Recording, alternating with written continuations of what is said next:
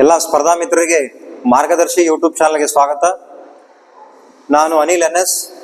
ಇಂದಿನ ತರಗತಿಯಲ್ಲಿ ನಾವು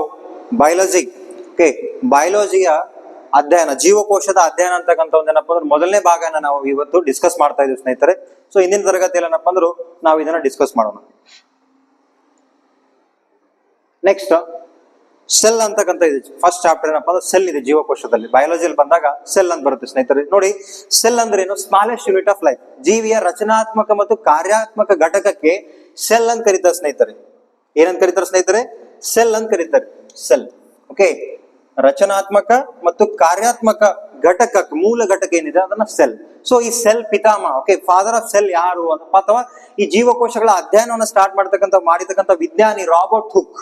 ಓಕೆ, 1665ರಲ್ಲಿ ಮೊಟ್ಟ ಮೊದಲ ಬಾರಿಗೆ ಇವ್ರೇನಪ್ಪ ಅಂದ್ರು ಜೀವಕೋಶ ಬಗ್ಗೆ ಅಧ್ಯಯನ ಮಾಡಿ ಈ ಸೆಲ್ ಅಂತಕ್ಕಂಥ ಕಾನ್ಸೆಪ್ಟ್ ಅನ್ನ ಬೆಳಕಿಗೆ ತರ್ತಾರೆ ಸ್ನೇಹಿತರೆ. ಯಾರು? Robert Hooke. ಆ ಕಾರಣಕ್ಕಾಗಿ ಇವರಿಗೂ ಏನಂತ ಕರೀತಾರೆ ಅಂದ್ರೆ ಫಾದರ್ ಆಫ್ ಸೈಟಾಲಜಿ ಅಥವಾ ಜೀವಕೋಶ ಶಾಸ್ತ್ರದ ಪಿತಾಮಹ ಅಂತ ಕರೀತಾರೆ ಇವ್ರನ್ನ. ಯಾರನ್ನ?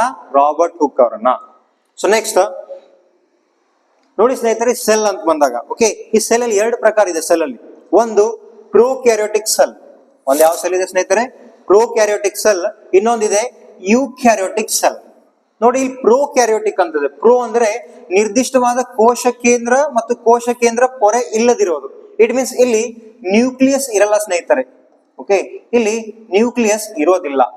ಅಂತ ಸೆಲ್ಗಳಿಗೆ ಪ್ರೋಕ್ಯಾರಿಯೋಟಿಕ್ ಸೆಲ್ ಅಂತ ಕರೀತಾರೆ ಸ್ನೇಹಿತರೆ. ಎಕ್ಸಾಂಪಲ್, ಪ್ರೋಕ್ಯಾರಿಯೋಟಿಕ್ ಸೆಲ್ ಬಹಳಷ್ಟು ಎಕ್ಸಾಂಪಲ್ ಕೇಳಿದಾನ. ಎಕ್ಸಾಂಪಲ್ ಕೇಳಿದಾಗ ಬ್ಯಾಕ್ಟೀರಿಯಾ ಆಗಿರ್ಬೋದು.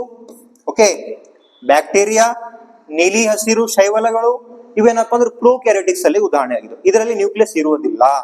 ನೆಕ್ಸ್ಟ್ ಬಂದಾಗ ಯೂಕ್ಯಾರಿಯೋಟಿಕ್ ಸೆಲ್ ಅಂತಿದೆ. ಯೂಕ್ಯಾರಿಯೋಟಿಕ್ ಸೆಲ್ ಅಂದಾಗ ಇದರಲ್ಲಿ ನಿರ್ದಿಷ್ಟವಾದ ಕೋಶ ಕೇಂದ್ರ ಮತ್ತು ಕೋಶ ಕೇಂದ್ರ ಪೊರೆ ಇರುತ್ತದೆ.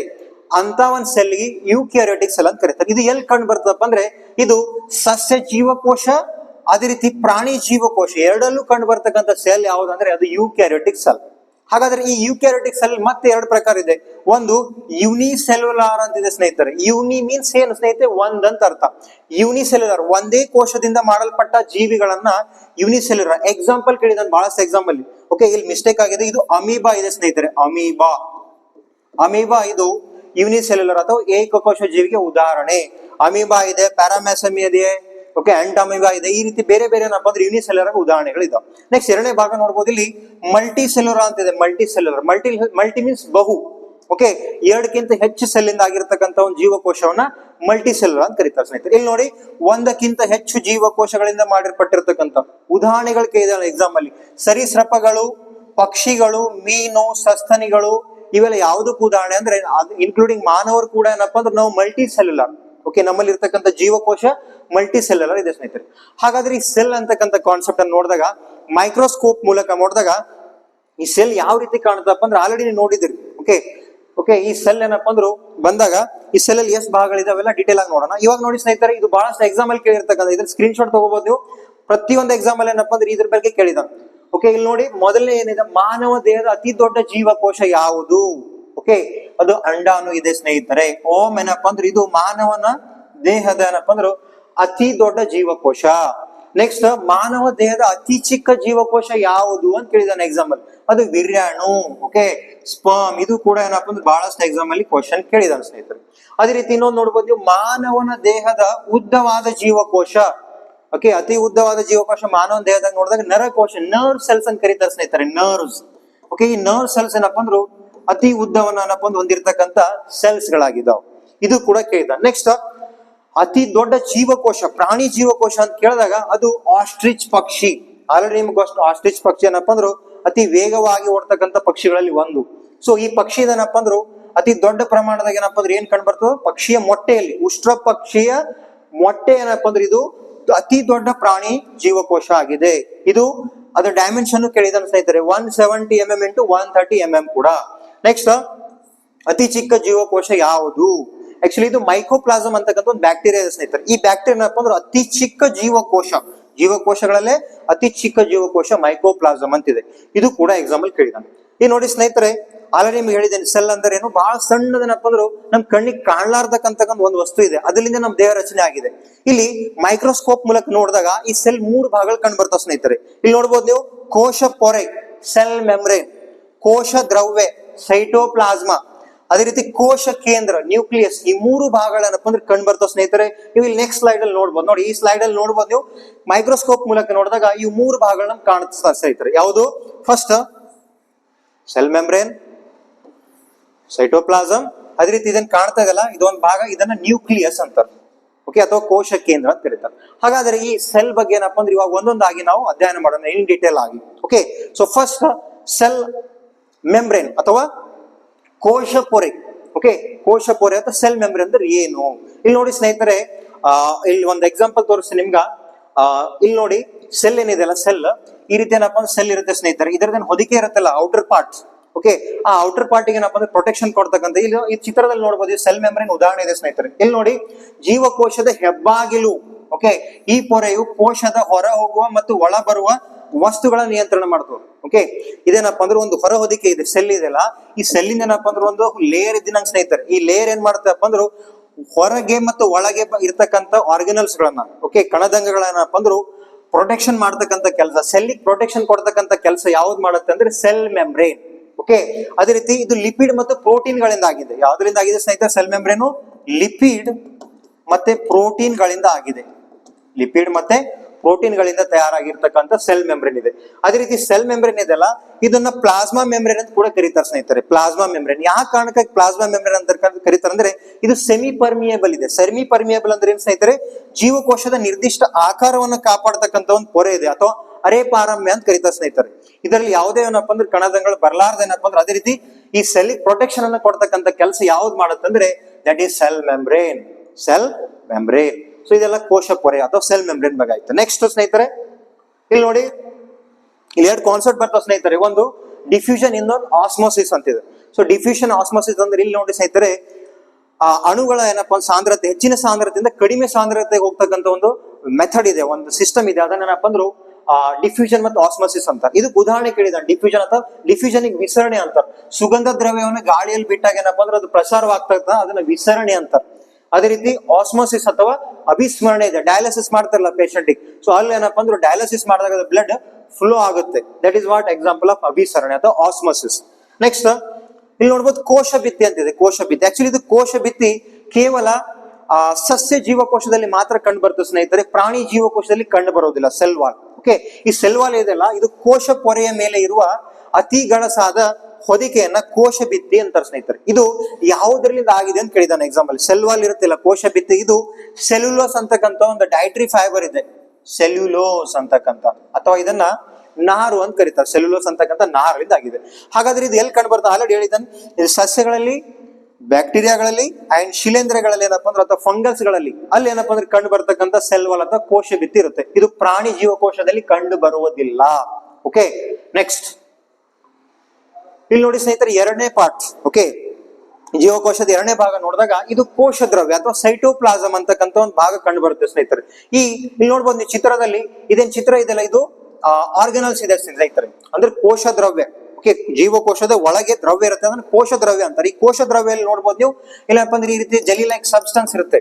ಓಕೆ, ಈ ಜೆಲಿ ಲೈಕ್ ಸಬ್ಸ್ಟೆನ್ಸ್ ಆಲ್ಮೋಸ್ಟ್ 80% ಏನ್ ಭಾಗ ಇದೆಲ್ಲ ಈ ಸೈಟೋಪ್ಲಾಸ್ಮಾದಲ್ಲಿ ಅಥವಾ ಕೋಶ ದ್ರವ್ಯದಲ್ಲಿ, ಇದು ಆಲ್ಮೋಸ್ಟ್ ನೀರಿನಿಂದ ಆವೃತವಾಗಿರುತ್ತದೆ. ಅದೇ ರೀತಿ 20% ಭಾಗ ಕಾರ್ಬೋಹೈಡ್ರೇಟ್, RNA, DNA, ಅದೇ ರೀತಿ ಏನಪ್ಪಾ ಅಂದ್ರು ಬೇರೆ ಬೇರೆ ದ್ರವ್ಯಗಳಿಂದ ಏನಪ್ಪಾ ಅಂದ್ರೆ ಆಗಿರ್ತಕ್ಕಂಥ ಒಂದೇನಪ್ಪ ಅಂದ್ರು ಭಾಗವನ್ನ ಸೈಟೋಪ್ಲಾಸ್ಮಾ ಅಥವಾ ಕೋಶ ದ್ರವ್ಯ ಅಂತ ಕರೀತಾರೆ ಸ್ನೇಹಿತರೆ. ಈ ಕೋಶ ದ್ರವ್ಯ ಏನಪ್ಪಾ ಅಂದ್ರು 1839ರಲ್ಲಿ ಪರ್ಗಿನ್ಸ್ ಅಂತಕ್ಕಂಥ ಸೈಂಟಿಸ್ಟ್, ಯಾರು ಸೈಂಟಿಸ್ಟ್? ಪರ್ಗಿನ್ಸ್ ಅಂತಕ್ಕಂಥ ಸೈಂಟಿಸ್ಟ್ ಇದನ್ನ ಕಂಡುಹಿಡಿತಾನೆ ಸ್ನೇಹಿತರೆ. ಇದನ್ನ ಪ್ರೋಟೋಪ್ಲಾಸ್ಮಾ ಅಂತ ಕರೀತಾರೆ ಸ್ನೇಹಿತರೆ. ಏನ್ ಕರೀತಾರೆ ಸ್ನೇಹಿತರೆ? ಪ್ರೋಟೋಪ್ಲಾಸ್ಮಾ. ಇದು ಕೋಶ ದ್ರವ್ಯ, ಕೋಶ ಪೊರೆ ಒಳಗಿರುವ ಒಂದು ಲೋಳೆ ಅಂತ ವಸ್ತು ಆಗಿದೆ. ಇದು ಒಂದು ಜೆಲಿ ಲೈಕ್ ಸಬ್ಸ್ಟೆನ್ಸ್ ಇರುತ್ತೆ ಸ್ನೇಹಿತರೆ. ಎಲ್ಲಿ? ಸೈಟೋಪ್ಲಾಸ್ಮಾದಲ್ಲಿ. ಇದೇನಪ್ಪ ಅಂದ್ರು ಟ್ರಾನ್ಸ್ಫಾರ್ಮೇಶನ್ ಆಗ್ತಾ ಇರುತ್ತಿಲ್ಲ, ಅಲ್ಲಿ ಏನಪ್ಪಾ ಅಂದ್ರೆ ಹೆಲ್ಪ್ ಆಗುತ್ತೆ. ಅದೇ ರೀತಿ ಈ ಕೋಶ ದ್ರವ್ಯದಲ್ಲಿ ಏನಪ್ಪಾ ಅಂದ್ರೆ ಒಂದು ಜೈವಿಕ ಭಾಗ ಇದೆ. ಓಕೆ, ಒಂದು ಜೈವಿಕ ರಚನೆ ಇದೆ. ಆ ಜೈವಿಕ ರಚನೆಯನ್ನ ಕಣದಂಗಗಳು ಅಂತ ಕರೀತಾರೆ ಸ್ನೇಹಿತರೆ. ಯಾವ ದಂಗಗಳು? ಕಣದಂಗಗಳು ಅಂತ ಕರೀತಾರೆ ಸ್ನೇಹಿತರೆ. ಅದನ್ನ ಆರ್ಗನಲ್ಸ್ ಅಂತ ಕರೀತಾರೆ. ಈ ಸೈಟೋಪ್ಲಾಸ್ಮಾದಲ್ಲಿ ಇರ್ತಕ್ಕಂಥ ಕಣದಂಗಗಳು ಜೈವಿಕ ಘಟಕಗಳಾಗಿದೆ. ಇದರಲ್ಲಿ ಎರಡು ಪ್ರಕಾರಗಳು, ಒಂದು ಮೆಂಬ್ರನಸ್, ಇನ್ನೊಂದು ನಾನ್ ಮೆಂಬ್ರನಸ್ ಅಂತಿದೆ. ಇಲ್ಲಿ ನೆಕ್ಸ್ಟ್ ನೋಡ್ಬೋದು ನೀವು, ಇಲ್ಲಿ ನೋಡ್ರಿ, ಪೊರೆ ರಹಿತ ಕಣದಂಗ, ಪೊರೆ ಸಹಿತ ಕಣದಂಗ. ಇಲ್ಲಿ ನೋಡ್ಬೋದು ಪೊರೆ ಸಹಿತ ಕಣದಂಗದಲ್ಲಿ ನೀವು ನೋಡ್ಬೋದು, ಇಲ್ಲಿ ಎಂಡೋಪ್ಲಾಸ್ಮಿಕ್ ರೆಟಿಕ್ಯುಲಮ್ ಇದೆ, mitochondria, Golgi complex, lysosome, plastids, vacuoles ಇವೆಲ್ಲ ಏನಪ್ಪ ಅಂದ್ರು ಪೊರೆ ಸಹಿತವಾಗಿವೆ. ಅದೇ ರೀತಿ ಪೊರೆ ರಹಿತ ಕೇಳಿದಾಗ ಅಥವಾ ನಾನ್ ಮೆಂಬ್ರನಸ್ ಕೇಳಿದಾಗ ರೈಬೋಸೋಮ್ ಮತ್ತು ಸೆಂಟ್ರಿಯೋಲ್ಸ್ ಎರಡು ಮಾತ್ರ ಬರುತ್ತವೆ. ಇವಾಗ ನೋಡಿ ಸ್ನೇಹಿತರೆ, ಒಂದೊಂದಾಗಿ ಈ ಸೆಲ್ ಆರ್ಗನ್ ಅಲ್ಲಿ ಇದೆಲ್ಲ ಕಣದಂಗಳಿದೆಲ್ಲ ಒಂದೊಂದಾಗಿ ಏನಪ್ಪ ಅಂದ್ರೆ ನಾವು ಡಿಸ್ಕಸ್ ಮಾಡೋಣ. ಇವಾಗ ಫಸ್ಟ್ ನೋಡಿ ER ಅಂತಿದೆ, ER. ನೆಕ್ಸ್ಟ್ ನೋಡಿ, ಇದು ಏನಪ್ಪ ಅಂದ್ರು ಸೆಲ್ಲಿನ ಚಿತ್ರ. ಈ ರೀತಿ ಸೆಲ್ ಕಾಣುತ್ತೆ ಮೈಕ್ರೋಸ್ಕೋಪ್ ಮೂಲಕ ನೋಡಿದಾಗ. ಇಲ್ಲಿ ನೋಡಿ, ಇವಾಗ ಎಂಡೋಪ್ಲಾಸ್ಮಿಕ್ ರೆಟಿಕ್ಯುಲಮ್ ಅಂತಕ್ಕಂಥ ಮೊದಲ ಕಣದಂಗ ಇದೆ, ಇದ್ರ ಬಗ್ಗೆ ನಾವು ನೋಡೋಣ. ಇವಾಗ ನೋಡಿ, ಈ ಎಂಡೋಪ್ಲಾಸ್ಮಿಕ್ ರೆಟಿಕ್ಯುಲಮ್ ಇದೆಲ್ಲ ಇದು ಎಲ್ಲಿದೆ ಅಪ್ಪ ಅಂದ್ರೆ ಇಲ್ಲಿ ನೀವು ನೋಡ್ಬೋದು. ಓಕೆ, ಇದೇನಪ್ಪ ಅಂದ್ರೆ ಇದೇನು ಸ್ಟ್ರಕ್ಚರ್ ಇದೆಲ್ಲ ಇದು ಎಂಡೋಪ್ಲಾಸ್ಮಿಕ್ ರೆಟಿಕ್ಯುಲಮ್. ಈ ಎಂಡೋಪ್ಲಾಸ್ಮಿಕ್ ರೆಟಿಕ್ಯುಲಮ್ ಏನಪ್ಪ ಅಂದ್ರೆ ಒಂದು ಪೊರೆ ಇದೆ. ಏನಿದೆ ಸ್ನೇಹಿತರೆ, ಇದು ಒಂದು ಜಾಲದ ಪೊರೆ ಇದೆ, ಜಾಲದ ಪೊರೆ ಇದೆ. ಓಕೆ, ಈ ಜಾಲದ ಪೊರೆ ಏನಪ್ಪ ಅಂದ್ರು ಕೋಶ ಇದೇನಿದೆಯಲ್ಲ ಇದು ಸೆಲ್ ಮೆಂಬ್ರೇನ್. ಈ ಸೆಲ್ ಮೆಂಬ್ರೇನ್ ಮತ್ತು ನ್ಯೂಕ್ಲಿಯಸ್ ನಡುವೆ ಏನಪ್ಪ ಅಂದ್ರೆ ಕನೆಕ್ಷನ್ ಮಾಡ್ತಕ್ಕಂಥ ಕೆಲಸ. ಕೋಶ ಪೊರೆಯಿಂದ, ಕೋಶ ದ್ರವ್ಯದಿಂದ ಏನಪ್ಪ ಅಂದ್ರು ಕೋಶ ಕೇಂದ್ರಕ್ಕೆ ಏನಪ್ಪ ಅಂದ್ರು ಕನೆಕ್ಷನ್ ಮಾಡ್ತಕ್ಕಂಥದ್ದು ಏನಪ್ಪ ಅಂದ್ರು ಎಂಡೋಪ್ಲಾಸ್ಮಿಕ್ ರೆಟಿಕ್ಯುಲಮ್. ಏನ್ ಮಾಡುತ್ತೆ ಎಂಡೋಪ್ಲಾಸ್ಮಿಕ್ ರೆಟಿಕ್ಯುಲಮ್?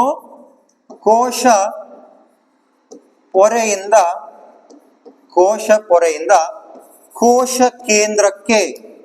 ಕೋಶ ಕೇಂದ್ರಕ್ಕೆ ಸಂಪರ್ಕವನ್ನ ಒದಗಿಸುತ್ತೆ ಸ್ನೇಹಿತರೆ, ಸಂಪರ್ಕವನ್ನು. ಸೊ ಅದನ್ನ ER ಅಂತ ಕರೀತಾರೆ. ಹಾಗಾದ್ರೆ ER ಏನ್ ಮಹತ್ವ ಪಡೆದಿದೆ? ಸೊ ER ಏನಪ್ಪ ಅಂದ್ರೆ transport system of the cell, ಸಾರಿಗಾ ವ್ಯವಸ್ಥೆ ಅಂತ ಕರೀತಾರೆ ಸ್ನೇಹಿತರೆ. ಯಾವುದನ್ನ? ಸಾರಿಗೆ ವ್ಯವಸ್ಥೆ, transport system of the cell. ಇಲ್ಲಿ ಎರಡು ಪ್ರಕಾರದ ಎಂಡೋಪ್ಲಾಸ್ಮಿಕ್ ರೆಟಿಕ್ಯುಲಮ್ ಬರುತ್ತೆ ಸ್ನೇಹಿತರೆ. ಇಲ್ಲಿ ಒಂದು ಬರುತ್ತೆ RER means rough endoplasmic reticulum. ಇನ್ನೊಂದಿದೆ SER. ಓಕೆ, ನೋಡಿ ಎರಡು ಪ್ರಕಾರ ಇದೆ. RER means rough endoplasmic reticulum. ಈ ರಫ್ ಎಂಡೋಪ್ಲಾಸ್ಮಿಕ್ ರೆಟಿಕ್ಯುಲಮ್ ಇದೆಲ್ಲ ಇಲ್ಲಿ ನೀವು ಕಾಣಬಹುದು, ಇದೇ ಚಿತ್ರ ಇದೆಲ್ಲ. This is what example of endoplasmic reticulum, rough endoplasmic reticulum. ಈ ರಫ್ ಅಲ್ಲಿ ಏನಪ್ಪ ಅಂದ್ರು ಏನ್ ಸಂಗ್ರಹಣೆ ಆಗುತ್ತೆ ಅಂತ ಕೇಳಿದಾನೆ ಎಕ್ಸಾಮ್ ಅಲ್ಲಿ. ಓಕೆ, ಈ ರಫ್ ಎಂಡೋಪ್ಲಾಸ್ಮಿಕ್ ರೆಟಿಕ್ಯುಲಮ್ ಅಲ್ಲಿ ಪ್ರೋಟೀನ್ ಏನಪ್ಪ ಅಂದ್ರೆ ಪ್ರೋಟೀನ್ ಉತ್ಪಾದನೆ ಮತ್ತು ಸಂಗ್ರಹ ಆಗ್ತದೆ ಸ್ನೇಹಿತರೆ. ಅದೇ ರೀತಿ ಸ್ಮೂತ್ ಅಂತಿದೆ, ಇಲ್ಲಿ ಕನೆಕ್ಷನ್ ಕಾಣ್ತಾ ಇದೆಯಲ್ಲ ಸ್ನೇಹಿತರೆ, ಇಲ್ಲಿ ನೋಡಿ, ಇಲ್ಲಿ ನೀವು ನೋಡ್ಬೋದು. ಸೊ ಇದೇನಿದೆಯಲ್ಲ ಭಾಗ, ಇದು ಸ್ಮೂತ್ ಎಂಡೋಪ್ಲಾಸ್ಮಿಕ್ ರೆಟಿಕ್ಯುಲಮ್ ಇದೆ. ಇಲ್ಲಿ ಕೊಬ್ಬು ಅಥವಾ ಫ್ಯಾಟ್ ಏನಪ್ಪ ಸಂಗ್ರಹ, ಉತ್ಪಾದನೆ ಮತ್ತು ಸಂಗ್ರಹಣ ಆಗ್ತದೆ. ಅದು ಎದರಲ್ಲಿ? ಸ್ಮೂತ್ ಎಂಡೋಪ್ಲಾಸ್ಮಿಕ್ ರೆಟಿಕ್ಯುಲಮ್ ಅಲ್ಲಿ. ಓಕೆ, ಇದನ್ನ ಕಂಡುಹಿಡಿದ ವಿಜ್ಞಾನಿ ಅಂತ ಕೇಳಿದಾರೆ. ಕಂಡುಹಿಡಿದ ವಿಜ್ಞಾನಿ ಪೋರ್ಟರ್ ಅಂತಕ್ಕಂಥ ವಿಜ್ಞಾನಿ. ಪೋರ್ಟರ್ ಈ ವಿಜ್ಞಾನಿ ಏನಪ್ಪ ಅಂದ್ರು ಈ ಎಂಡೋಪ್ಲಾಸ್ಮಿಕ್ ರೆಟಿಕ್ಯುಲಮ್ ಅನ್ನ ಕಂಡುಹಿಡಿದ ಸ್ನೇಹಿತರೆ. This is all about endoplasmic reticulum. Next ನೋಡಿ ಸ್ನೇಹಿತರೆ, ಅತ್ಯಂತ ಮಹತ್ವ ಏನಪ್ಪ ಅಂದ್ರೆ ಪಡಿರ್ತಕ್ಕಂಥ ಸೆಲ್ ಅಲ್ಲಿ ಏನಪ್ಪ ಅಂದ್ರೆ ಮೈಟ್ರೋಕಾಂಡ್ರಿಯಾ ಅಂತಕ್ಕಂಥ ಒಂದು ಆರ್ಗನಲ್ ಇದೆ. ಓಕೆ, ಕಣದಂಗ ಇದೆ. ಇದ್ರ ಬಗ್ಗೆ ನೋಡೋಣ. C mitochondria. ಸೊ ಮೈಟ್ರೋಕಾಂಡ್ರಿಯಾ ಏನಪ್ಪ ಅಂದ್ರು ಎಲ್ಲಿದೆ ನೋಡಿ, ಇಲ್ಲಿ ಸೆಲ್ ಅಲ್ಲಿ ನೋಡಿ ಸ್ನೇಹಿತರೆ, ಇಲ್ಲಿ ಮೈಟ್ರೋಕಾಂಡ್ರಿಯಾ ಇದೆ. ಇದು ಕಾಣ್ತಾ ಇದನ್ನ ಮೈಟ್ರೋಕಾಂಡ್ರಿಯಾ. ಈ ಮೈಟ್ರೋಕಾಂಡ್ರಿಯಾ ಏನಪ್ಪ ಅಂದ್ರು ಎರಡು ಪೊರೆಗಳು ಇರ್ತವೆ ಸ್ನೇಹಿತರೆ. ಇಲ್ಲಿ ನೋಡ್ಬೋದು, ಒಂದು ಹೊರ ಪದರ ಇದೆ, ಇನ್ನೊಂದು ಒಳ ಪದರ ಇದೆ. ಓಕೆ, ಇದರಲ್ಲಿ ಏನಪ್ಪ ಅಂದ್ರು ಪದರಗಳು, ಎರಡು ಪದರಗಳಿದೆ.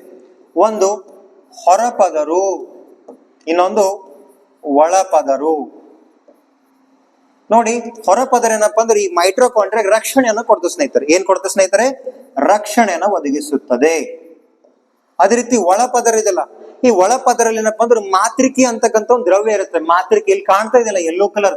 ಓಕೆ, ಇಲ್ಲಿ ಮಾತೃಕೆ ಅಥವಾ ಮ್ಯಾಟ್ರಿಸಿಸ್ ಅಂತಕ್ಕಂಥ ದ್ರವ್ಯ ಇರುತ್ತೆ. ಈ ಮ್ಯಾಟ್ರಿಸಿಸ್ ಗಳ ಗುಂಪಿಗೆ ಕ್ರಿಸ್ಟಿಯಾ ಅಂತ ಕರೀತಾರೆ ಸ್ನೇಹಿತರೆ. ಏನಂತ ಕರೀತಾರ? ಕ್ರಿಸ್ಟಿಯಾ. ಈ ಮ್ಯಾಟ್ರಿಸಿಸ್ ಗಳ ಗುಂಪಿಗೆ ಏನಪ್ಪ ಅಂದ್ರು ಕ್ರಿಸ್ಟಿಯಾ ಅಂತ ಕರೀತಾರೆ ಸ್ನೇಹಿತರೆ, ಕ್ರಿಸ್ಟಿಯಾ. ಹಾಗಾದ್ರೆ ಏನ್ ಕಾರ್ಯ ಮಾಡ್ತಿದೆ ಮೈಟ್ರೋಕಾಂಡ್ರಿಯಾ? ನೋಡಿ ಸ್ನೇಹಿತರೆ, ಮೈಟ್ರೋಕಾಂಡ್ರಿಯಾ ನೀವೇನು ಊಟ ಮಾಡ್ತಿರಲ್ಲ, ಆಹಾರವನ್ನು ತಗೋತಿರಲ್ಲ, ಆಹಾರ ಏನಪ್ಪ ಅಂದ್ರೆ ಆಕ್ಸಿಜನ್ ಜೊತೆ ಸೇರಿ ಎನರ್ಜಿನ ರಿಲೀಸ್ ಮಾಡ್ತಕ್ಕಂಥ ಕೆಲಸ ಎಲ್ಲ ಆಗುತ್ತಪ್ಪ ಅಂದ್ರೆ that is in mitochondria only. So mitochondria ಏನ್ ಕೆಲಸ ಮಾಡುತ್ತೆ ಸ್ನೇಹಿತರೆ? ಇದು ನಮ್ಮ ದೇಹದಲ್ಲಿ ಏನಪ್ಪ ಅಂದ್ರೆ ಉಸಿರಾಟ ವ್ಯವಸ್ಥೆ. ಓಕೆ, ಏನ್ ಮಾಡ್ತಾರೆ? ಇದು ನಮ್ಮ ದೇಹದಲ್ಲಿ ಏನಪ್ಪ ಅಂದ್ರೆ ಉಸಿರಾಟ ವ್ಯವಸ್ಥೆಯನ್ನು ಮಾಡ್ತಕ್ಕಂಥ ಕೆಲಸ ಮಾಡುತ್ತೆ. ಅದೇ ರೀತಿ ಇದು ನಮ್ಮ ದೇಹದಲ್ಲಿ ಏನಪ್ಪ ಅಂದ್ರು powerhouse of the cell. Okay, ಶಕ್ತಿ ಉತ್ಪಾದನಾ ಕೇಂದ್ರ ಅಂತ ಕರೀತಾರೆ ಸ್ನೇಹಿತರೆ. ಬಹಳಷ್ಟು ಎಕ್ಸಾಂಪಲ್ ಕೇಳಿದಾನೆ, ಶಕ್ತಿ ಉತ್ಪಾದನಾ ಕೇಂದ್ರ ಅಂತ ಕರೀತಾರೆ ಸ್ನೇಹಿತರೆ. ಓಕೆ, ಇಲ್ಲಿ ಏನ್ ಮಾಡುತ್ತಪ್ಪ ಅಂದ್ರೆ ಇಲ್ಲಿಂದ ಎನರ್ಜಿ ರಿಲೀಸ್ ಆಗುತ್ತೆ. ಯಾವ ಎನರ್ಜಿ ಅಂತ ಕೇಳಿದಾನೆ ಎಕ್ಸಾಮ್ ಅಲ್ಲಿ? ATP ಅಂತಿದೆ. ATP means adeno triphosphate. Adeno triphosphate. ಈ ಎನರ್ಜಿ ಏನಪ್ಪಾ ಅಂದ್ರು ರಿಲೀಸ್ ಆಗುತ್ತೆ ಸ್ನೇಹಿತರೆ, ಎಲ್ಲಿ ಮೈಟ್ರೋಕಾಂಡ್ರಿಯಲ್ ರಿಲೀಸ್ ಆಗುತ್ತೆ. ಓಕೆ, ಹಾಗಾದ್ರೆ ಈ ಮೈಟ್ರೋಕಾಂಡ್ರಿಯಾ ಅಂತ ಬಂದಾಗ ಈ ಮೈಟ್ರೋಕಾಂಡ್ರಿಯಾ ಅತಿ ಹೆಚ್ಚಾಗಿ ಪ್ರಾಣಿ ಜೀವಕೋಶದಲ್ಲಿ ಅತಿ ಹೆಚ್ಚಾಗಿ ಎಲ್ಲಿ ಕಂಡು ಬರ್ತದಪ್ಪ ಅಂದ್ರು ಪ್ರಾಣಿಗಳಲ್ಲಿ ಅಂದಾಗ. ಓಕೆ, ನಮ್ಮ ಬಾಡಿ ಇದೆಲ್ಲ, ಬಾಡಿಯಲ್ಲಿ ಲಿವರ್ ಇದೆ, ಯಕೃತ. ಆ ಯಕೃತದಲ್ಲಿ ಏನಪ್ಪಾ ಅಂದ್ರೆ ಅತಿ ಹೆಚ್ಚಾಗಿ ಮೈಟ್ರೋಕಾಂಡ್ರಿಯಾ ಕಂಡು ಬರ್ತದೆ ಸ್ನೇಹಿತರೆ. ಯಕೃತದಲ್ಲಿ ಏನಪ್ಪಾ ಅಂದ್ರು 30 to 40 ಮೈಟ್ರೋಕಾಂಡ್ರಿಯಾಸ್ ಕಂಡು ಬರ್ತವೆ ಸ್ನೇಹಿತರೆ. 30 to 40 ಮೈಟ್ರೋಕಾಂಡ್ರಿಯಾಸ್. ಅದೇ ರೀತಿ ಅತಿ ಹೆಚ್ಚಾಗಿ ಪಕ್ಷಿಗಳಲ್ಲಿ ಬಂದಾಗ, ಪಕ್ಷಿ ಇದೆಯಲ್ಲ, ಪಕ್ಷಿಯ ರೆಕ್ಕೆಗಳಲ್ಲಿ ಏನಪ್ಪಾ ಅಂದ್ರು ರೆಕ್ಕೆಯಲ್ಲಿ ಅತಿ ಹೆಚ್ಚಾಗಿ ಏನಪ್ಪಾ ಅಂದ್ರೆ ಮೈಟ್ರೋಕಾಂಡ್ರಿಯಾ ಕಂಡು ಬರುತ್ತೆ ಸ್ನೇಹಿತರೆ. ಹಾಗಾದ್ರೆ ಎಕ್ಸೆಪ್ಷನಲ್ ಕೇಸ್, ಇದನ್ನ ಯಾರು ಕಂಡು ಹಿಡಿದ್ರು ಅಂದ್ರೆ ಇದನ್ನ ಅಲ್ಟ್ಮನ್ ಮತ್ತು ಕೋಲೇಕರ್ ಅಂತಕ್ಕಂಥ ವಿಜ್ಞಾನಿ. ಯಾವ ವಿಜ್ಞಾನಿ? ಅಲ್ಟ್ಮನ್ ಮತ್ತೆ ಕೋಲೇಕರ್. ಇವರಿಬ್ಬರು ವಿಜ್ಞಾನಿ ಏನಪ್ಪಾ ಅಂದ್ರು ಈ ಮೈಟ್ರೋಕಾಂಡ್ರಿಯಾನ ಕಂಡು ಹಿಡಿದ ಸ್ನೇಹಿತರೆ. ಇನ್ನೊಂದು ಎಕ್ಸೆಪ್ಷನಲ್ ಕೇಸ್ ಮೈಟ್ರೋಕಾಂಡ್ರಿಯಾ ಬಗ್ಗೆ, ಮೈಟ್ರೋಕಾಂಡ್ರಿಯಾ ಬ್ಯಾಕ್ಟೀರಿಯಾಗಳಲ್ಲಿ ಕಂಡು ಬರೋದಿಲ್ಲ. ನೋಡಿ, ಪ್ರಾಣಿಗಳಲ್ಲಿ ಪಕ್ಷಿಗಳಲ್ಲಿ ಕಂಡು ಬರುತ್ತೆ ಸ್ನೇಹಿತರೆ, ಬಟ್ ಆದ್ರೆ ಇದು ಬ್ಯಾಕ್ಟೀರಿಯಾಗಳಲ್ಲಿ ಮಾತ್ರ ಕಂಡು ಬರುವುದಿಲ್ಲ. ಅದೇ ರೀತಿ ಮೈಟ್ರೋಕಾಂಡ್ರಿಯಾನ ಹೆಸರು ಕೊಟ್ಟಿರೋ ವಿಜ್ಞಾನಿ ಯಾರಪ್ಪ ಅಂದ್ರು ಬೆಂಡ್ ಅಂತಕ್ಕಂಥ ವಿಜ್ಞಾನಿ. ಬೆಂಡ್. ಓಕೆ, ಈ ಬೆಂಡ್ ಅಂತಕ್ಕಂಥ ವಿಜ್ಞಾನಿ ಏನಪ್ಪಾ ಅಂದ್ರು ಇದನ್ನ ಹೆಸರು ಕೊಡ್ತಾನೆ ಸ್ನೇಹಿತರೆ. ಕಂಡು ಹಿಡಿದವ್ರು ಯಾರಂತ ಕೇಳಿದಾಗ ಇವ್ರಿಬ್ರು, ಅದ್ರ ಹೆಸರು ಕೊಟ್ಟಿನವ್ರು ಏನಪ್ಪಾ ಅಂದ್ರೆ ಬೆಂಡ್ ಅಂತಕ್ಕಂಥ ವಿಜ್ಞಾನಿ. ಇದು ಬಹಳಷ್ಟು ಇಂಪಾರ್ಟೆಂಟ್ ಏನಪ್ಪಾ ಅಂದ್ರು ಎಕ್ಸಾಮ್ ಪಾಯಿಂಟ್ ಆಫ್ ವ್ಯೂ ಇದೆ ಮೈಟ್ರೋಕಾಂಡ್ರಿಯಾ. ನೆಕ್ಸ್ಟ್ ನೋಡಿ, ಗಾಲ್ಗಿ ಕಾಂಪ್ಲೆಕ್ಸ್ ಅಂತ ಇದೆ. ಗಾಲ್ಗಿ.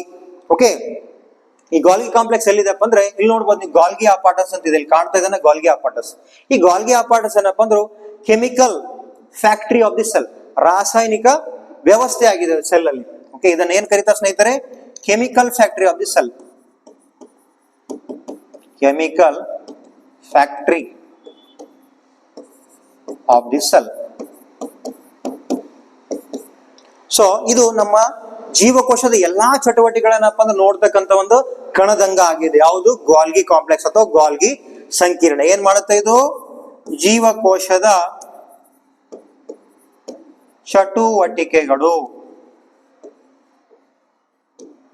ಜೀವಕೋಶದ ಚಟುವಟಿಕೆಗಳನ್ನ ಮಾಡ್ತಕ್ಕಂಥದ್ದು ಏನಪ್ಪ ಅಂದ್ರೆ Golgi complex.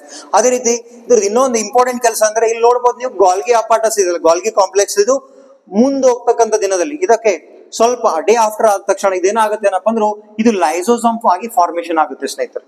Okay, Golgi apparatus ಅಥವಾ ಗಾಲ್ಗಿ ಕಾಂಪ್ಲೆಕ್ಸ್ ಲೈಸೋಸೋಮ್ಗಳ ನಿರ್ಮಾಣದಲ್ಲಿ ಸಹಕಾರಿಯಾಗಿದೆ. ಯಾವ್ದರಲ್ಲಿ? ಇದೇನಪ್ಪ ಅಂದ್ರೆ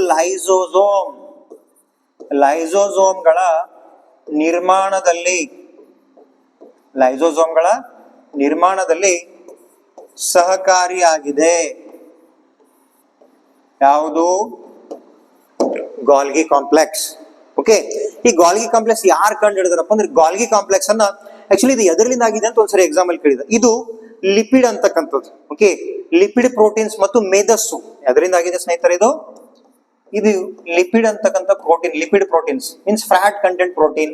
ಅದೇ ರೀತಿ ಎದರಿಂದ ಏನಪ್ಪ ಅಂದ್ರೆ ಮೆದಸ್ಸು, ಅದರಿಂದ ಏನಪ್ಪ ಅಂದ್ರೆ ತಯಾರಾಗಿದೆ. ಯಾವುದು? ಗಾಲ್ಗಿ ಅಪಾಟಸ್. ಕಂಡು ಹಿಡಿದ ವಿಜ್ಞಾನಿ ಅಂತ ಕೇಳಿದಾನೆ ಎಕ್ಸಾಂಪಲ್. ಕಂಡು ಹಿಡಿದ ವಿಜ್ಞಾನಿ ಯಾರು ಸ್ನೇಹಿತರೆ? ಇವ್ರ ಹೆಸರು ಏನಪ್ಪ ಅಂದ್ರು ಕ್ಯಾಮಿಲಿಯೋ ಗಾಲ್ಗಿ ಅಂತಕ್ಕಂಥ ವಿಜ್ಞಾನಿ. ಇದು ಕೂಡ ಎಕ್ಸಾಮ್ ಅಲ್ಲಿ ಕೇಳಿದಾನೆ, Camillo Golgi. This is all about Golgi apparatus ಅಥವಾ ಗಾಲ್ಗಿ ಸಂಕೀರ್ಣ. Next lysosome. ಓಕೆ, ಜೀವಕೋಶದಲ್ಲಿ ಏನಪ್ಪ ಅಂದ್ರೆ ಮತ್ತೊಂದು ಇಂಪಾರ್ಟೆಂಟ್ ಆಗಿರ್ತಕ್ಕಂಥ ಸೆಲ್ ಯಾವ್ದು ಅಂದ್ರೆ ದಟ್ ಈಸ್ ಲೈಸೋಸೋಮ್. ನೋಡಿ, ಲೈಸೋಸೋಮ್ ಏನಿರುತ್ತಾರಪ್ಪ ಅಂದ್ರೆ ಇಲ್ಲಿ ನೋಡಿ ಚಿತ್ರದಲ್ಲಿ ಇದೇನಪ್ಪ ಅಂದ್ರೆ ಈ ತರ ಓವಲ್ ಶೇಪ್ ಕಾಣ್ತಾ ಇದೆಲ್ಲ. ಓಕೆ, ಇದು ಲೈಸೋಸೋಮ್ ಇದೆ. ಲೈಸೋಸೋಮ್ ಏನ್ ಕೆಲಸ ಮಾಡುತ್ತೆ ನೋಡ್ರಿ ಲೈಸೋಸೋಮು? ಸೊ ಲೈಸೋಸೋಮಿಗೆ ಏನಪ್ಪ ಅಂದ್ರು ಈ ಮೇನ್ ಕಾರ್ಯ ಏನಪ್ಪ ಅಂದ್ರೆ ಲೈಸೋಸೋಮ್ ಇಂದು ಇದು ನಮ್ಮ ದೇಹದಲ್ಲ ಜೀವಕೋಶದಲ್ಲಿ. ಓಕೆ, ಜೀವಕೋಶದಲ್ಲಿ ಏನಪ್ಪ ಅಂದ್ರು ಜೀರ್ಣಕ್ರಿಯೆ. ಓಕೆ, ಏನ್ ಆಹಾರ ಆಗುತ್ತಲ್ಲ ಜೀವಕೋಶದ ಜೀರ್ಣಕ್ರಿಯೆಯಲ್ಲಿ ಏನಪ್ಪ ಅಂದ್ರು ಸಹಕಾರಿ ಆಗಿರ್ತಕ್ಕಂಥ ಒಂದು ಕಣದಂಗ ಯಾವ್ದಪ್ಪ ಅಂದ್ರು ಲೈಸೋಸೋಮ್. ಓಕೆ, ಜೀರ್ಣಕ್ರಿಯೆ. ಓಕೆ, ಜೀರ್ಣಕ್ರಿಯೆ ಮಾಡುತ್ತೆ. ಅದೇ ರೀತಿ ಇನ್ನೊಂದು ಇಂಪಾರ್ಟೆಂಟ್ ವರ್ಕ್ ಲೈಸೋಸೋಮ್ ಇಂದ ಏನಪ್ಪ ಅಂದ್ರೆ ಇದು ಹಳೆಯ ಅಥವಾ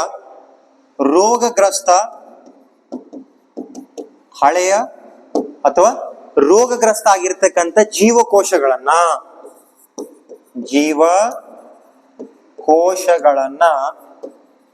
ಏನ್ ಮಾಡುತ್ತೆ ಸ್ನೇಹಿತರೆ? ಇದು ನಾಶ ಮಾಡುತ್ತದೆ. ಆ ಕಾರಣಕ್ಕಾಗಿ ಲೈಸೋಸೋಮ್ ಅನ್ನ ಏನಂತ ಕರೀತಾರೆ ಸ್ನೇಹಿತರೆ? Suicidal bag of the cell. ಏನಂತ ಕರೀತಾರೆ ಸ್ನೇಹಿತರೆ ಇದನ್ನ? ಜೀವಕೋಶದ ಆತ್ಮಹತ್ಯೆ ಸಂಚಿ ಅಂತ ಕರೀತಾರೆ ಸ್ನೇಹಿತರೆ. ಯಾವುದನ್ನ? ಆತ್ಮಹತ್ಯಾ ಸಂಚಿ ಅಂತ ಕರೀತಾರೆ ಸ್ನೇಹಿತರೆ. Suicidal bag of the cell. ಬಹಳಷ್ಟು ಎಕ್ಸಾಮ್ ಅಲ್ಲಿ ಕ್ವಶನ್ ಇದ್ರ ಬಗ್ಗೆ ಕೇಳಿದಾನೆ ಸ್ನೇಹಿತರೆ. ಅದ್ರ ಬಗ್ಗೆ ಲೈಸೋಸೋಮ್ ಬಗ್ಗೆ. ಹಾಗಾದ್ರೆ ಈ ಲೈಸೋಸೋಮ್ ಏನಪ್ಪಾ ಅಂದ್ರು ಯಾರು ಕಂಡು ಹಿಡಿದಾರೆ ಅಂತ ಕೇಳಿದಾನೆ. ಸೊ ಲೈಸೋಸೋಮ್ ಏನ ಅಂತಕ್ಕಂಥ ಕ್ರಿಶ್ಚಿಯನ್ ಡೆಡುವೆ ಅಂತಕ್ಕಂಥ ಸೈಂಟಿಸ್ಟ್. ಯಾವ ಸೈಂಟಿಸ್ಟು? ಕ್ರಿಶ್ಚಿಯನ್ ಡೆಡುವೆ ಅಂತಕ್ಕಂಥ ವಿಜ್ಞಾನಿ ಏನಪ್ಪಾ ಅಂದ್ರೆ ಈ ಲೈಸೋಸೋಮ್ ಅನ್ನ ಕಂಡು ಹಿಡಿದ ಸ್ನೇಹಿತರೆ. ಲೈಸೋಸೋಮ್. ನೆಕ್ಸ್ಟ್ ನೋಡಿ, ನೆಕ್ಸ್ಟ್ ಬಂದಾಗ ಪ್ಲಾಸ್ಟಿಡ್ಸ್ ಅಂತಿದೆ. ಪ್ಲಾಸ್ಟಿಡ್ಸ್ ನೋಡಿ, ಈ ಲೈಸೋಸೋಮ್ ಇದೆಲ್ಲ, ಸಾರಿ, ಈ ಲೈಸೋಸೋಮ್ ಕೇವಲ ಪ್ರಾಣಿ ಜೀವಕೋಶದಲ್ಲಿ ಮಾತ್ರ ಕಂಡು ಬರುತ್ತೆ ಸ್ನೇಹಿತರೆ. ಪಕ್ಷಿ ಇದು ಸಸ್ಯಗಳಲ್ಲಿ ಕಂಡು ಬರೋದಿಲ್ಲ. ನೆಕ್ಸ್ಟ್ ನೋಡಿ, ಪ್ಲಾಸ್ಟಿಡ್ಸ್ ಅಂತಿದೆ. ವರ್ಣಕಗಳು. ಪ್ಲಾಸ್ಟಿಡ್ಸ್ ನೋಡಿ, ಪ್ಲಾಸ್ಟಿಡ್ಸ್ ಏನ್ ಮಾಡುತ್ತೆ? ವರ್ಣಕಗಳೇನಪ್ಪ ಅಂದ್ರೆ ಇದು ಕೇವಲ ಸಸ್ಯ ಜೀವಕೋಶದಲ್ಲಿ ಮಾತ್ರ ಕಂಡು ಬರುತ್ತೆ ಸ್ನೇಹಿತರೆ. ಸಸ್ಯ ಜೀವಕೋಶದಲ್ಲಿ ಮಾತ್ರ ಕಂಡು ಬರುತ್ತದೆ. ಅದೇ ರೀತಿ ಇದೇನಪ್ಪ ಅಂದ್ರು ಸಸ್ಯಗಳಲ್ಲಿ ಆಹಾರವನ್ನು ತಯಾರು ಮಾಡ್ತಕ್ಕಂಥ ಒಂದು ಘಟಕ ಆಗಿದೆ. ಜೀವಕೋಶದ ಒಂದು ಘಟಕವಾಗಿದೆ, ಅಥವಾ ಇದು ಒಂದು ಕಣದಂಗವಾಗಿದೆ. ಅದು ಯಾವ್ದಪ್ಪ ಅಂದ್ರೆ ಪ್ಲಾಸ್ಟಿಡ್ ಅಂತಕ್ಕಂಥ. ಓಕೆ, ಏನ್ ಮಾಡುತ್ತೆ ಇದು ಸ್ನೇಹಿತರೆ? ಇದು ಆಹಾರ ಸಂಗ್ರಹಣೆಯಲ್ಲಿ ಏನಪ್ಪಾ ಅಂದ್ರು ಸಹಕಾರಿ ಆಗಿರ್ತಕ್ಕಂಥ ಒಂದು ಕಣದಂಗ ಪ್ಲಾಸ್ಟಿಡ್ಸ್ ಅಂತಿದೆ. ಪ್ಲಾಸ್ಟಿಡ್ಸ್. ಈ ಪ್ಲಾಸ್ಟಿಡ್ ಅಲ್ಲಿ 3 ಪ್ರಕಾರ ಇದೆ. ಒಂದು ಕ್ಲೋರೋಫ್ಲಾಸ್ಟ್, ಇನ್ನೊಂದು ಕ್ರೋಮೋಫ್ಲಾಸ್ಟ್, ಇನ್ನೊಂದು ಲ್ಯೂಕೋಫ್ಲಾಸ್ಟ್. ನೋಡಿ ಸ್ನೇಹಿತರೆ, 3 ಪ್ರಕಾರಗಳಿವೆ ಇದರಲ್ಲಿ. ಒಂದು ಕ್ಲೋರೋಪ್ಲಾಸ್ಟ್, ಇನ್ನೊಂದು ಕ್ರೋಮೋಪ್ಲಾಸ್ಟ್, ಇನ್ನೊಂದು ಲ್ಯೂಕೋಪ್ಲಾಸ್ಟ್. ಈ ರೀತಿ ಏನಪ್ಪ ಅಂದ್ರು 3 ಪ್ರಕಾರದ, ಓಕೆ, ಇಲ್ಲಿ 3 ಪ್ರಕಾರದ ಏನಿದೆ ಸ್ನೇಹಿತರೆ ವರ್ಣಕಗಳಿದೆ.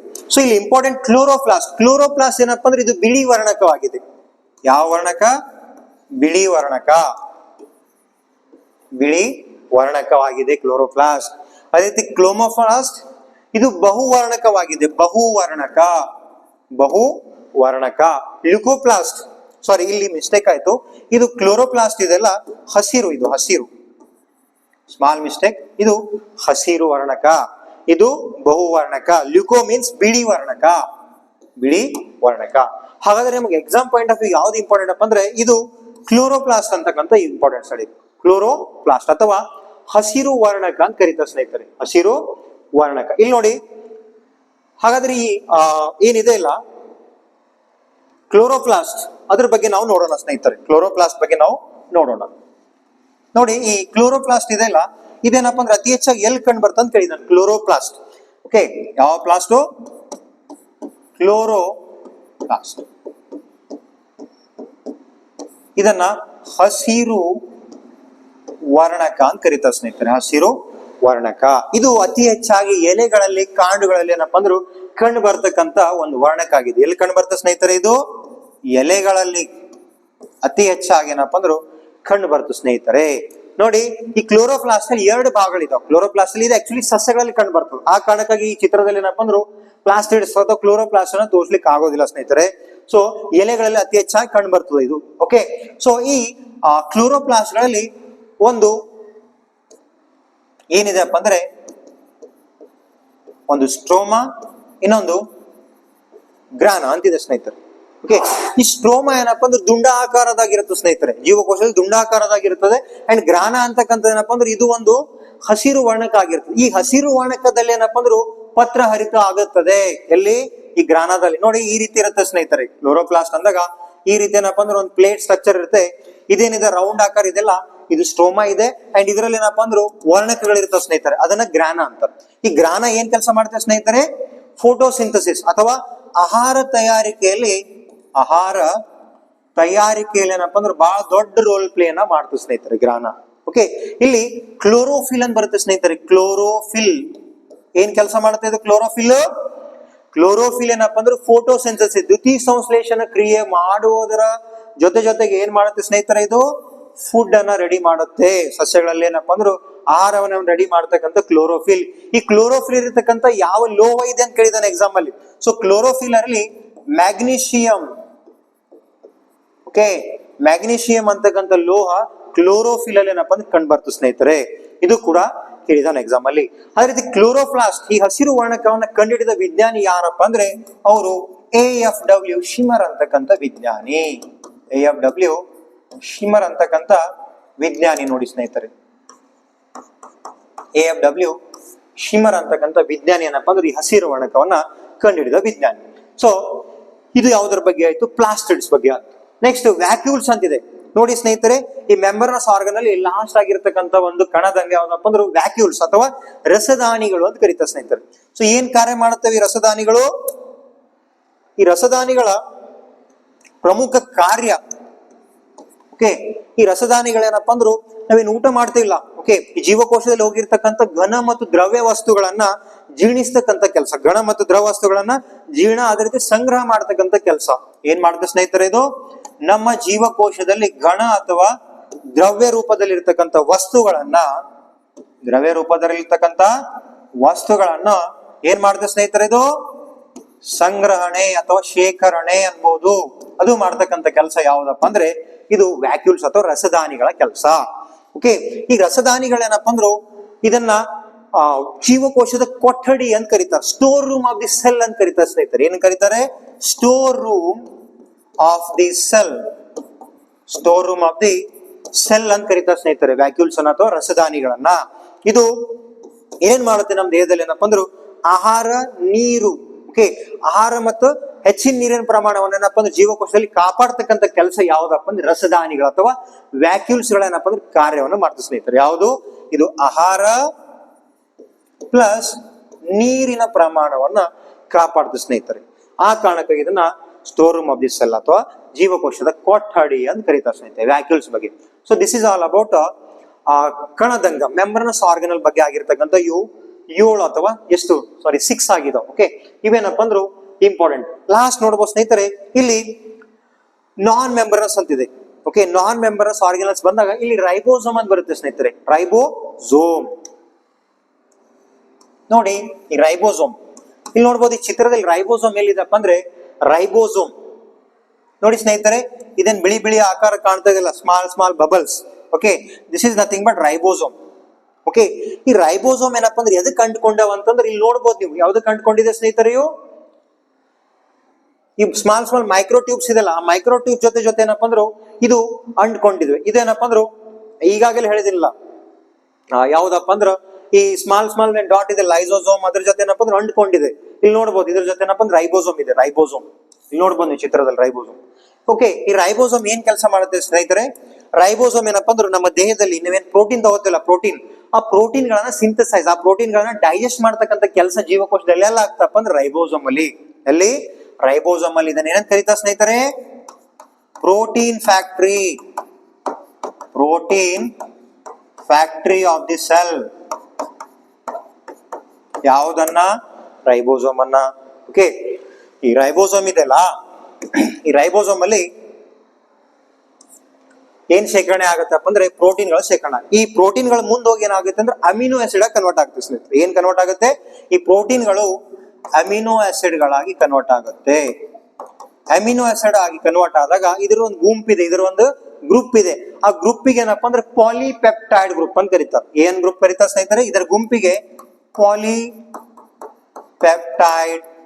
ಗ್ರೂಪ್ ಅಂತ ಕರೀತಾರೆ ಸ್ನೇಹಿತರೆ. ಯಾವುದನ್ನ? ರೈಬೋಸೋಮ್ಗಳನ್ನ. ಇದು ಕೂಡ ಏನಪ್ಪಾ ಅಂದ್ರೆ ಬಹಳಷ್ಟು ಎಕ್ಸಾಮ್ ಅಲ್ಲಿ ಕೇಳಿದಾನೆ ಸ್ನೇಹಿತರೆ ರೈಬೋಸೋಮ್ ಬಗ್ಗೆ. ಓಕೆ, ಹಾಗಾದ್ರೆ ಕಂಡುಹಿಡಿದ ವಿಜ್ಞಾನಿ ಯಾರು? ರೈಬೋಸೋಮ್ ಅನ್ನ ಪೆಲೆಡ್ ಅಂತಕ್ಕಂಥ ವಿಜ್ಞಾನಿ ಕಂಡುಹಿಡಿದ ಸ್ನೇಹಿತರೆ. ಪೆಲೆಡ್ ಅಂತಕ್ಕಂಥ ವಿಜ್ಞಾನಿ ಇದನ್ನ ಕಂಡುಹಿಡಿತಾನೆ ರೈಬೋಸೋಮ್ಗಳನ್ನ. Okay, so this is all about ribosome. Next ಈ ಸೆಂಟ್ರಿಯೋಲ್ಸ್ ಅಂತ ಲಾಸ್ಟ್ ಏನಪ್ಪ ಅಂದ್ರೆ ಲಾಸ್ಟ್ ಕಣದಂಗಳಲ್ಲಿ ಏನಪ್ಪ ಲಾಸ್ಟ್ ಸೆಂಟ್ರಿಯೋಲ್ಸ್ ಅಂತಿದೆ. ಈ ಸೆಂಟ್ರಿಯೋಲ್ಸ್ ಏನಪ್ಪ ಅಂದ್ರು ಇಲ್ಲಿ ನೋಡ್ಬೋದು ನೀವು ಸ್ಟಾರ್ ರೂಪದಲ್ಲಿ, ಚಿತ್ರದಲ್ಲಿ ನೋಡ್ಬೋದು. ಇದೇನು ಸ್ಟಾರ್ ರೂಪದಾಗ ಕಾಣ್ತಾ ಇಲ್ಲ ಆರ್ಗನಲ್ ಅಥವಾ ಕಣದಂಗ, ಇದು ಸೆಂಟ್ರಿಯೋಲ್ ಇದೆ. ಈ ಸೆಂಟ್ರಿಯೋಲ್ ಏನಪ್ಪ ಅಂದ್ರೆ ಆಲ್ಮೋಸ್ಟ್ ಪ್ರಾಣಿ ಜೀವಕೋಶದಲ್ಲಿ ಏನಪ್ಪ ಅಂದ್ರೆ ಕಂಡು ಬರುತ್ತೆ ಸ್ನೇಹಿತರೆ. ಸೆಂಟ್ರಿಯೋಲ್ ಕೆಲಸ ಮಾಡುತ್ತಪ್ಪ ಅಂದ್ರು ಈ ಸೆಂಟ್ರಿಯೋಲ್ ಏನಿದೆಲ್ಲ ಈ ಸೆಲ್ ಡಿವಿಷನ್ ಆಗುತ್ತೆ ಸ್ನೇಹಿತರೆ. ಜೀವಕೋಶ ವಿಭಜನೆ ಆಗ್ತದೆ. ಆ ಆ ಜೀವಕೋಶನ ವಿಭಜನೆ ಆಗಲು ಸಹಕಾರಿಯಾಗಿರ್ತಕ್ಕಂಥ ಕಣದಂಗ ಯಾವುದು ಅಂತ ಹೇಳಿದಾನೆ ಎಕ್ಸಾಂಪಲ್. ಅದು ಯಾವ್ದಪ್ಪ ಅಂದ್ರೆ ಸೆಂಟ್ರಿಯೋಲ್. ಏನ್ ಮಾಡುತ್ತೆ ಇದು? ಸೆಲ್ ಅನ್ನ ಡಿವೈಡ್ ಮಾಡುತ್ತೆ ಸ್ನೇಹಿತರೆ. ಸೆಲ್ ಅನ್ನ ಡಿವೈಡ್ ಅಥವಾ ಜೀವಕೋಶವನ್ನ ವಿಭಜನೆ ಮಾಡುತ್ತದೆ. ಜೀವಕೋಶವನ್ನು ವಿಭಜನೆ ಮಾಡ್ತಕ್ಕಂಥದಕ್ಕೆ ಏನಂತ ಕರೀತಾರೆ ಸ್ನೇಹಿತರೆ? ಸೆಂಟ್ರಿಯೋಲ್ ಅಂತ ಕರೀತಾರೆ. ಸೆಂಟ್ರಿಯೋಲ್. ಈ ಸೆಂಟ್ರಿಯೋಲ್ ಏನಪ್ಪ ಅಂದ್ರು ಸೆಂಟ್ರೋಸೋಮ್ ಅಂತಕ್ಕಂಥ ಒಂದು ದ್ರವ್ಯ ಇರುತ್ತೆ. ಯಾವ ದ್ರವ್ಯ? ಸೆಂಟ್ರೋಸೋಮ್ ಅಂತಕ್ಕಂಥ ದ್ರವ್ಯ. ಸೆಂಟ್ರೋಸೋಮ್. ಈ ಸೆಂಟ್ರೋಸೋಮ್ ಅಂತಕ್ಕಂಥ ದ್ರವ್ಯ ಸೆಲ್ ಗಳನ್ನ ಡಿವೈಡ್ ಮಾಡ್ತಾರೆ ಸ್ನೇಹಿತರೆ. ಓಕೆ, ಇಲ್ಲಿ ಕಾಣ್ತಾ ಇದೆಯಲ್ಲ ಸ್ಟಾರ್ ಏನಾಗುತ್ತೆ? ಯಾವಾಗ ಸೆಲ್ ಡಿವೈಡ್ ಆಗುತ್ತೆ ಅಲ್ಲ, ಈ ಸ್ಟಾರ್ ಗಳೇನಪ್ಪ ಅಂದ್ರೆ ಏನ್ ಆಸ್ಟಿಕ್ ಇದೆ ಅಲ್ಲ, ಈ ಸ್ಟಾರ್ ಏನ್ ಮಾಡುತ್ತೆ ಸ್ನೇಹಿತರೆ? ಈ ರೀತಿ ಅಪೋಸಿಟ್ ಭಾಗದಲ್ಲಿ ಹೋಗಿ ಕುಂದಿರುತ್ತೆ ಸ್ನೇಹಿತರೆ. ಕುಂತಾಗ ಸೆಲ್ ಡಿವೈಡ್ ಆಗ್ಲಿ ಸ್ಟಾರ್ಟ್ ಆಗ್ತದೆ ಸ್ನೇಹಿತರೆ. ಇದು ಸೆಂಟ್ರೋಸೋಮ್ ಅಂತಕ್ಕಂಥ ದ್ರವ್ಯಲಿಂದ ಮಾತ್ರ ಸಾಧ್ಯ. ಹಾಗಾದ್ರೆ ಈ ಸೆಂಟ್ರೋಸೋಮ್ ಅಂತಕ್ಕಂಥ ದ್ರವ್ಯ ಇದೆಲ್ಲ, ಇದು ಈ ಸೆಂಟ್ರಿಯೋಲ್ ಇದೆಲ್ಲ, ಸೆಂಟ್ರಿಯೋಲ್ಗಳ group of centrioles is called centrosomes. Okay, ಈ ಗ್ರೂಪಿಗೆ ಏನಂತ ಕರೀತಾರೆ ಅಂತ ಕೇಳಿದಾನೆ ಸ್ನೇಹಿತರೆ. ಇದನ್ನ ಸೆಂಟ್ರೋಸೋಮ್ಸ್ ಅಂತ ಕರೀತಾರೆ ಸ್ನೇಹಿತರೆ. ಸೆಂಟ್ರೋಸೋಮ್ಸ್. ಓಕೆ, ಸೊ ಇಲ್ಲಿ ಒಂದು ಎಕ್ಸೆಪ್ಷನಲ್ ಕೇಸ್ ಇದೆ ಸೆಂಟ್ರೋಸೋಮ್ ಅಲ್ಲಿ. ನೋಡಿ, ಪ್ರತಿಯೊಂದು ಸೆಲ್ ಡಿವೈಡ್ ಆಗುತ್ತೆ, ಆದರೆ ನರಕೋಶ ಅಂತಿದೆ. ಈ ನರಕೋಶ ಡಿವೈಡ್ ಆಗೋದಿಲ್ಲ. ನೋಡಿ, ನರಕೋಶ ಅಂತಕ್ಕಂತ ಏನು ಸೆಲ್ ಇದೆಲ್ಲ, ಇದು ಮಾತ್ರ ಡಿವೈಡ್ ಆಗಲ್ಲ ಅಥವಾ ವಿಭಜನೆ ಆಗುವುದಿಲ್ಲ. ವಿಭಜನೆ ಆಗುವುದಿಲ್ಲ. ಇದಕ್ಕೆ ಕಾರಣ ಏನಪ್ಪಾ ಅಂದ್ರು ಸೆಂಟ್ರೋಸೋಮ್ ಅಂತಕ್ಕಂಥ ದ್ರವ್ಯ ಆಬ್ಸೆಂಟ್ ಇರುತ್ತೆ ಸ್ನೇಹಿತರೆ. ಆ ಕಾರಣಕ್ಕಾಗಿ ಇದೇನಪ್ಪ ಅಂದ್ರೆ ನರಕೋಶದಲ್ಲಿ ಕಂಡು ಬರಲ್ಲ. ಅದೇ ರೀತಿ ಇನ್ನೊಂದು ಎಕ್ಸೆಪ್ಷನಲ್ ಕೇಸ್ ಇದೆ, RBC, ರೆಡ್ ಬ್ಲಡ್ ಸೆಲ್ಸ್ ಇದೆಲ್ಲ, ಅಲ್ಲಿ ಕೂಡ ಏನಪ್ಪಾ ಅಂದ್ರೆ ಡಿವೈಡ್ ಆಗಲ್ಲ. ಅಲ್ಲಿ ನ್ಯೂಕ್ಲಿಯಸ್ ಏನಪ್ಪಾ ಅಂದ್ರೆ ಕಂಡು ಬರಲ್ಲ RBC ಅಲ್ಲಿ. ಅದು ಕೂಡ ಎಕ್ಸಾಮ್ ಅಲ್ಲಿ ಕೇಳಿದಾನೆ ಸ್ನೇಹಿತರೆ. This is all about centrioles. Okay, ಇದೇನಪ್ಪ ಸೆಂಟ್ರಿಯೋಲ್ ಬಗ್ಗೆ ಮಾಹಿತಿ ಸ್ನೇಹಿತರೆ. ಓಕೆ, ಇದೇನಪ್ಪ ಅಂದ್ರು ನಮ್ಮ ಜೀವಕೋಶದಲ್ಲಿ ಬರ್ತಕ್ಕಂಥ ಕೋಶ ಪೊರೆ ಮತ್ತು ಕೋಶ ದ್ರವ್ಯದ ಬಗ್ಗೆ ಮಾಹಿತಿ ಇದೆ ಸ್ನೇಹಿತರೆ. ಓಕೆ, ಕೋಶ ಪೊರೆ ಮತ್ತು ಕೋಶ ದ್ರವ್ಯ. ಈ ಕೋಶ ದ್ರವ್ಯದಲ್ಲಿ ಏನಪ್ಪಾ ಅಂದ್ರೆ ಇಷ್ಟೆಲ್ಲ ಆರ್ಗನಲ್ಸ್ ಬರ್ತಾವ ಸ್ನೇಹಿತರೆ. ಓಕೆ, ಆಲ್ರೆಡಿ ಹೇಳಿದ್ದೀನಿ ನಾನು, ಒಂದು ಮೆಂಬರ್ನಸ್, ಇನ್ನೊಂದು ನಾನ್ ಮೆಂಬರ್ನಸ್. ಆಲ್ರೆಡಿ ಡಿಟೇಲ್ ಆಗಿ ನಾವು ಡಿಸ್ಕಸ್ ಮಾಡಿದೆವು. ಬಹಳಷ್ಟು ಎಕ್ಸಾಮ್ ಅಲ್ಲಿ ಏನಪ್ಪಾ ಅಂದ್ರು ಈ ಕಣದಂಗ ಮೇಲೆ ಕ್ವಶನ್ಸ್ ಬಹಳಷ್ಟು ಕೇಳಿದಾನೆ ಸರ್ ಎಕ್ಸಾಮ್ ಅಲ್ಲಿ. ಸೊ ಇದ್ರ ಮೇಲೆ ಏನಪ್ಪಾ ಅಂದ್ರೆ ನೀವು ಫೋಕಸ್ ಮಾಡ್ಬೇಕು ಸ್ನೇಹಿತರೆ. ಓಕೆ, ಸೊ ಇಲ್ಲಿ ಏನಪ್ಪಾ ಅಂದ್ರೆ ಇದು ಜೀವಕೋಶದ ಅಧ್ಯಯನದ ಭಾಗ 1 ಮುಕ್ತಾಯ ಆಯ್ತು ಸ್ನೇಹಿತರೆ. ಓಕೆ, ಮುಂದೆ ಬರ್ತಕ್ಕಂಥ ಇದರಲ್ಲಿ 2ನೇ ಭಾಗವನ್ನ ನಾವು ರಿಲೀಸ್ ಮಾಡ್ತೀವಿ. ಸೊ ನೋಡಿ ಸ್ನೇಹಿತರೆ, ಜೀವನದಾಗ ಏನು ಕಳ್ಕೊಂಡ್ರಿ, ಬಟ್ ಹೋಪ್ ಅನ್ನ ಕಳ್ಕೊಬೇಡ್ರಿ. ಓಕೆ, ಹೋಪ್ ಅನ್ನ ಕಳ್ಕೊಬಾರ್ದು. ಇಲ್ಲಿ ಒಂದು ಸ್ಮಾಲ್ ಏನಪ್ಪಾ ಅಂದ್ರೆ ಕೊಟೇಶನ್ ಕೋಟ್ಸ್ ಅನ್ನ ಹೇಳಕ್ ಇಷ್ಟಪಡ್ತೀನಿ ಸ್ನೇಹಿತರೆ. ಏನಪ್ಪಾ ಅಂದ್ರು, never think you are nothing, never think you are nothing, think you are something and you can achieve anything ಅಂತ. ಓಕೆ, ಥ್ಯಾಂಕ್ ಯು ಸ್ನೇಹಿತರೆ.